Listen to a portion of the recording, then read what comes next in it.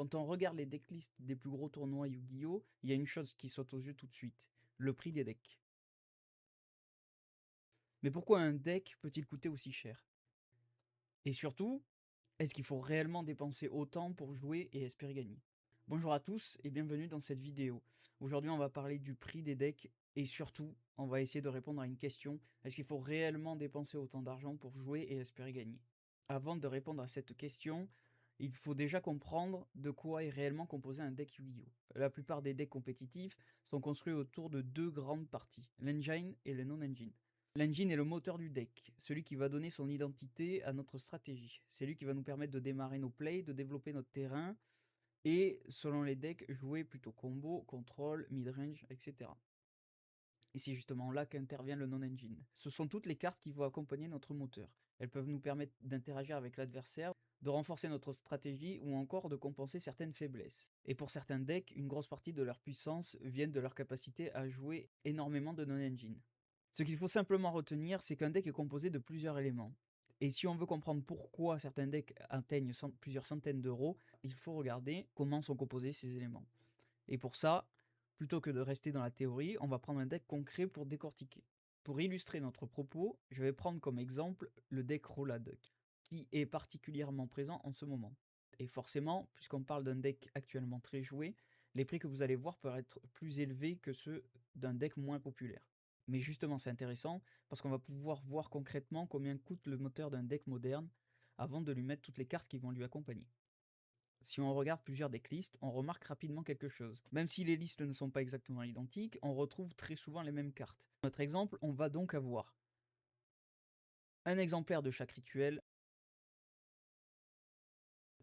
3 chaos noirs, 3 griffons, 3 sages mystiques, 2 arcs-démons crâne du chaos, 2 rituels de la lumière et des ténèbres, 2 mélanges mentales. Et rien qu'avec ces cartes, on arrive déjà à un montant assez conséquent. Mais attention, on est encore très loin des 6, 7 ou même 800 euros qu'on peut voir dans les gros tournois.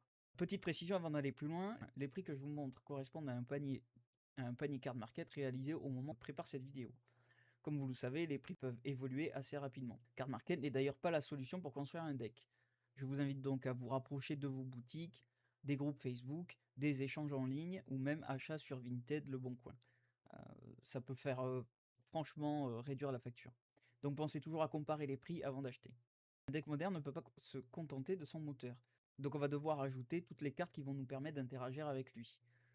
Entrap, Board Breaker, carte générique, interruption, staple. Et voilà comment on arrive à ce genre de prix. Finalement, quand on regarde un deck de plus près, on se rend compte que son prix ne vient pas forcément uniquement de son archétype. Une partie du prix vient de l'engine, mais une autre partie peut venir de toutes ces cartes génériques qui l'accompagnent. Certaines de ces cartes peuvent être jouées dans dizaines de decks différents. Alors pourquoi?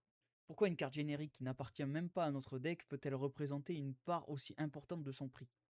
Alors maintenant, on sait où se trouve l'argent dans notre deck.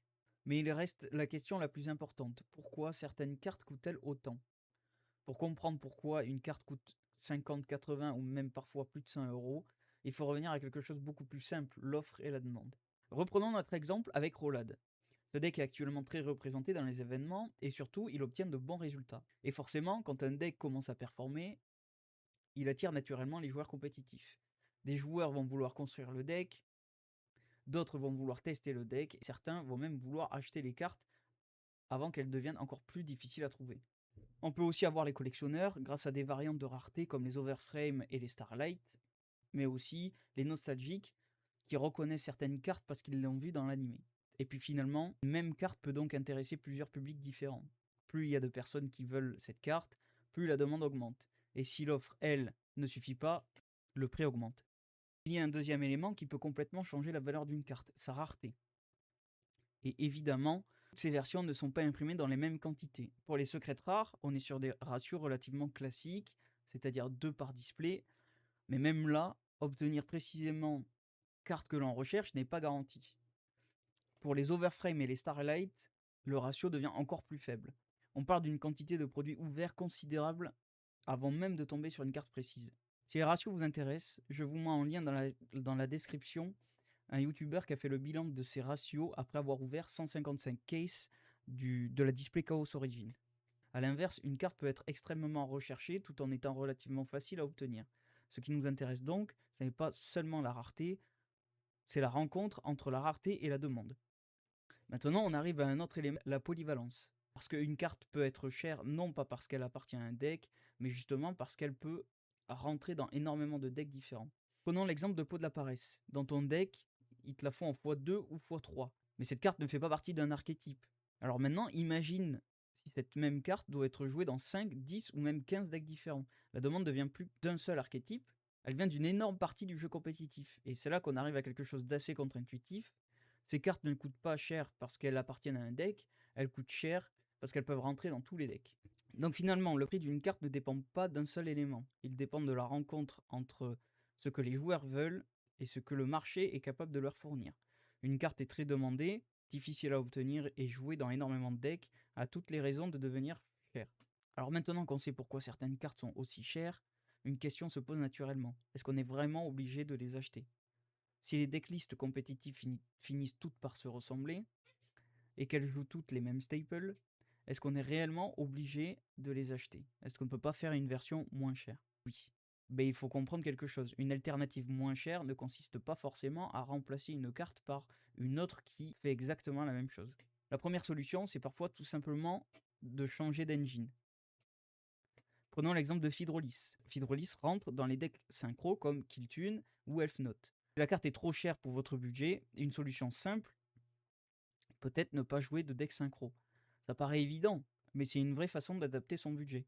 Plutôt que d'essayer de remplacer une carte qui coûte cher par une stratégie plus faible, on peut choisir carrément de changer d'engine. C'est exactement la même chose avec certaines cartes ou certains packages qui ne sont pas indispensables au fonctionnement du deck. Par exemple, vous pouvez décider de ne pas jouer Fidrolis dans Killtune. Évidemment, vous perdrez quelque chose en faisant ça, mais vous ne rendez pas forcément votre deck injouable. Vous pouvez aussi modifier complètement l'orientation de votre deck. Imaginons une liste qui joue Dominus, mais vous ne voulez pas investir dans ces cartes, vous pouvez retirer les Dominus et les remplacer par d'autres end-traps. Vous pouvez acheter d'autres end-traps qui sont toujours présentes dans le format, qui sont bien plus anciennes et donc moins chères. Elles ne font pas forcément exactement la même chose, mais vous pouvez toujours adapter un line-up d'end-trap pour avoir un rôle similaire. Et pour des cartes encore plus génériques comme le Pot de la Paresse ou Porte de l'Illusion, votre deck peut tout simplement fonctionner sans elle. Vous pouvez aussi chercher des alternatives qui ont le même rôle et qui coûtent moins cher. Si votre objectif avec le Pot de la Paresse est de créer l'inconnu, il existe d'autres cartes qui remplissent très bien le rôle. Pot des désirs ou Typhon radieuse. Vision Typhon. Mais là encore, il faudra adapter votre decklist. Une alternative moins chère existe, rarement sans aucune contrepartie. Vous avez maintenant réussi à adapter votre liste, et après quelques parties, vous vous rendez compte que votre deck ne joue plus exactement de la même manière. Et vous avez raison. Les cartes récentes sont tellement polyvalentes qu'elles remplissent plusieurs fonctions en même temps. Les remplacer par une carte moins chère peut donc modifier beaucoup plus chose qu'on ne le pense.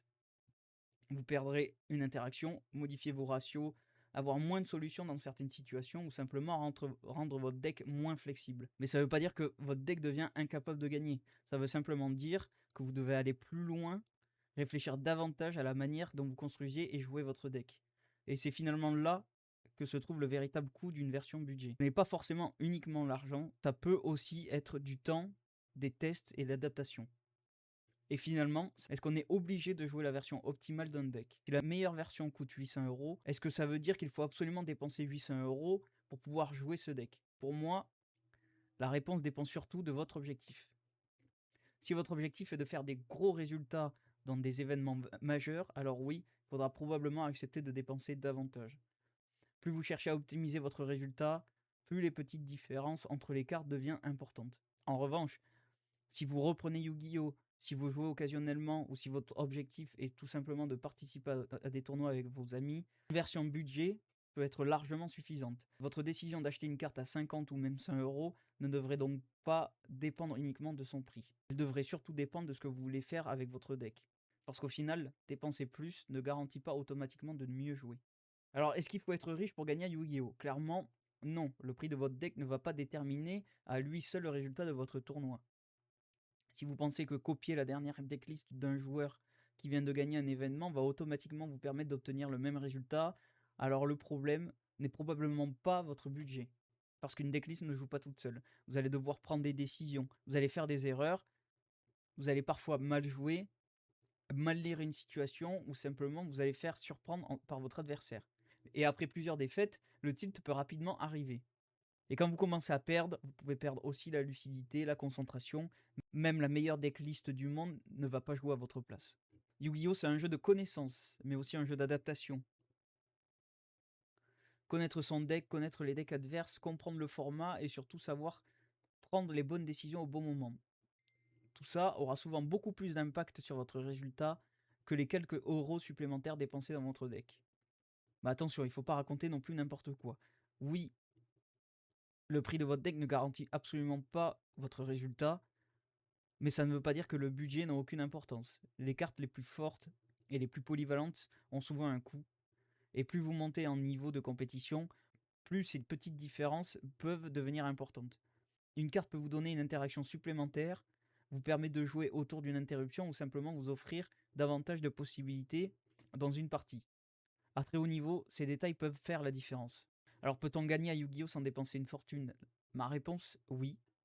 Mais ça demande beaucoup plus de temps et d'implication que si vous avez simplement les moyens d'acheter toutes les cartes dont vous avez besoin. Il va falloir jouer, tester, étudier les decks du format, comprendre pourquoi certaines cartes sont jouées et pourquoi d'autres ne le sont pas.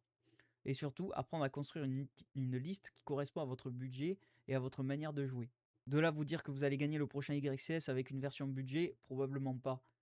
Mais après tout, est-ce que c'est réellement le but? Parce qu'au final, Yu-Gi-Oh! Reste un jeu. Et peut-être passer une journée entière dans un main event avec une bande d'amis, rencontrer des joueurs, jouer des parties et simplement profiter de l'événement, c'est déjà une excellente raison de venir. Vous n'avez pas besoin de gagner le tournoi pour que votre journée soit réussie.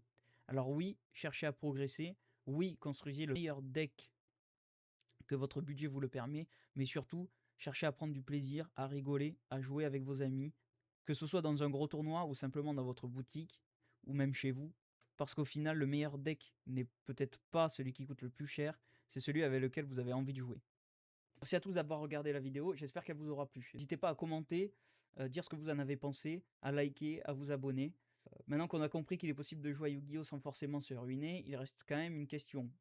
Comment est-ce qu'on fait pour jouer à Yu-Gi-Oh! Sans se ruiner? C'est ce qu'on verra dans la prochaine vidéo. Sur ce, merci encore d'avoir regardé et on se retrouve à très bientôt pour la suite.